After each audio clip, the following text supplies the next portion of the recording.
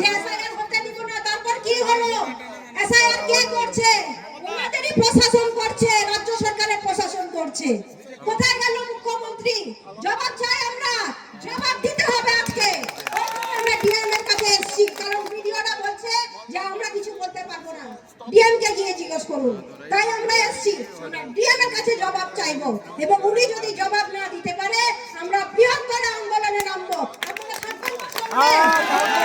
আপনাদেরকে থাকতে হবে, কারণ এটা আমাদের লড়াই শুধু না, এটা আপনাদের লড়াই, আমাদের লড়াই, সাধারণ মানুষের লড়াই। যে সাধারণ মানুষকে হয়রানি করা হচ্ছে, কত গরিব মানুষ, সাধারণ মানুষ, খেটে খাওয়া মানুষ, তারা কাজে যেতে পারছে না, তাদেরকে লাইনে দাঁড়িয়ে থাকতে হচ্ছে। আমরা কত জায়গায় দেখেছি সকাল 9টা থেকে রাত 10টা অবধি লাইনে দাঁড়িয়ে আছে।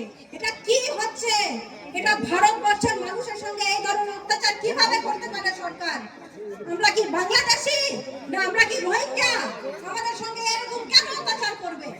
এইটার জবাব আমরা চাইতে এসেছি।